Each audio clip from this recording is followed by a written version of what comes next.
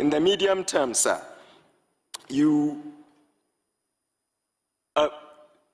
there was a conviction recently of a terrorist, Boko Haram. I believe his name is Husseini Ismail. He was convicted for 20 years by a high court.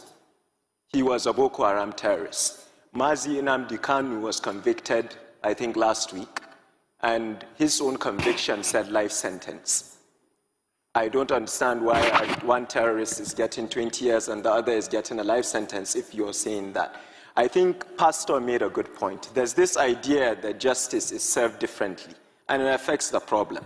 Mr. Speaker, I'll conclude by saying this. I've been an advocate of state police. I've sought the wisdom of more experienced members like Honorable Sada Soli, Honorable Adodogwa, even yourself and the Speaker. I think the definition of insanity is doing the same thing over and over and over again and expecting different results. Somebody said that earlier. We cannot be sitting in Abuja and expecting operations to be efficient in Benue. We have to go back to communal policing. You that are older than us always tell us there was a time when if a guest comes to a community, everybody knows him.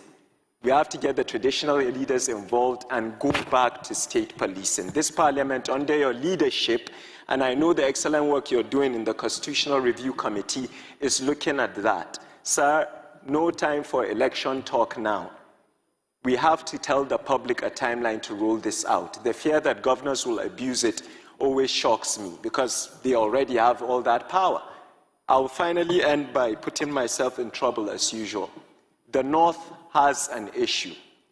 My honorable sister mentioned why we've become a breeding ground for such things. This is why. We are not sending our children to school. Of late, you have bandits on TikTok holding monies. The younger people, younger than myself, that have no employment and no skill because we've neglected them. It's a failure on all our parts over the years.